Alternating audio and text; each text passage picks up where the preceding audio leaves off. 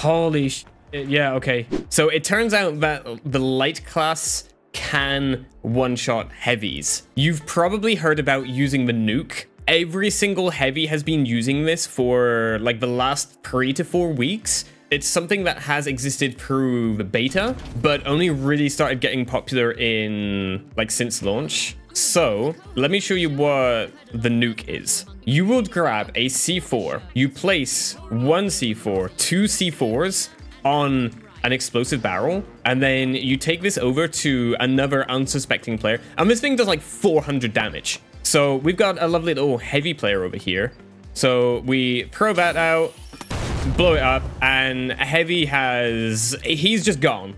He's absolutely gone, and that's 350 HP, all gone, all in one go. So heavies had this, but there's a twist. Yesterday we went through and I thought, if heavies can do that with the C4, why can't lights do that with the breaching charge? So what we discovered was the reason why lights can't do it, or why no one has been doing it, is because you can only put one breaching charge down and then you have to wait for it to charge up.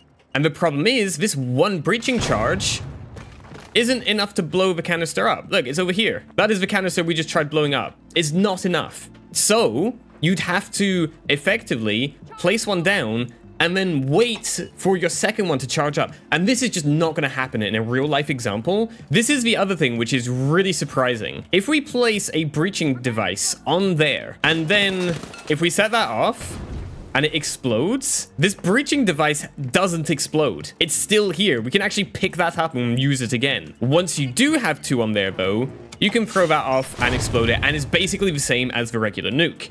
But there's a catch to this. Because one breaching charge isn't enough to blow it up, you have to make this have less health. Because if you have a breaching charge on here, but the canister has less health, you can blow it up in one hit. Now, there's a couple of ways of making it so that the canister has less health, right? You could probably find out like the exact amount of shots you need to shoot it so that you can blow it up and it just blows up, which is going to be awkward, but it will work. But this is a different way of doing it, okay? What you want to do, and this will be important in a little bit, is put the breaching charge on the bottom. Has to go on the bottom. We'll cover that in a sec. When you throw these cans out, as they fly, they deplete health. So let's just say that this is 100% health, okay? As it flies, the health depletes, and when it gets to 0, it just explodes. That's what gives you the whole flying and exploding. That's why sometimes you can have impact on walls where it will explode, and sometimes it doesn't. Because if we go here, we impact onto the wall, it's just going to bounce off. Because that impact onto the wall isn't enough damage to blow it up. But if you go a lot further, that damage then is enough. So if you guys now understand the concept of depleting health, there's a certain point where it depletes enough for one of these charges to blow it up. And it turns out that distance is around 16 meters. So 16 meters, it just blows everything up. Now, if you can blow the canister and the breaching charge up, then you've got a double explosion. And what then happens is this heavy over here, as long as we are 12, 13, 14, 15, 16 meters, he's gone with one breaching charge. So let me now show you why it's important that you have to put it on the bottom. Because basically, even though we are allowed to fly for 16 meters and then we blow the thing up, the problem is if we put out a canister like this, but our breaching charge is on the side, if we go again, same kind of distance, blow it out, you see how it pushes it off to the side? Because we have the breaching charge on the side of the canister, it puts it off to the side. So when you throw it out and blow it up, it just alters its direction and then it blows up a second time. And those two individual explosions are not enough to take out the heavy. Hence why, if you put it on the bottom, and then you throw it out and blow it up. Basically, once it's gone the 16 meters, it's enough and it just blows both of them up, and you don't have that whole thing where it flies off into a different direction and you miss the second explosion.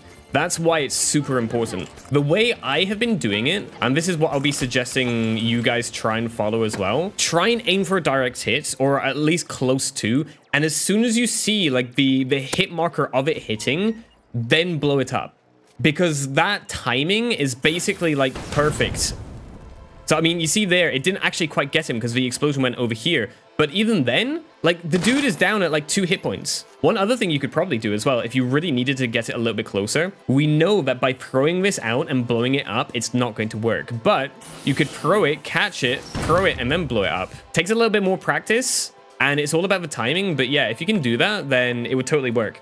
I wanted to show you guys a couple of real-life examples taken from my Twitch streams, but I must warn you, while this mini nuke can one-shot any enemy in the game, it does take a little bit of setup time as it only works with the explosive barrels, and you need to be very precise in both your accuracy and your timing when you're blowing it up. And especially when you start comparing it to the heavies version of the nuke, where they can just pop 2 C4s on any barrel in the game and completely wipe you out, it often takes more time to set up than it's worth in the heat of combat. So what I suggest you guys do instead is use this technique to start your engagements with.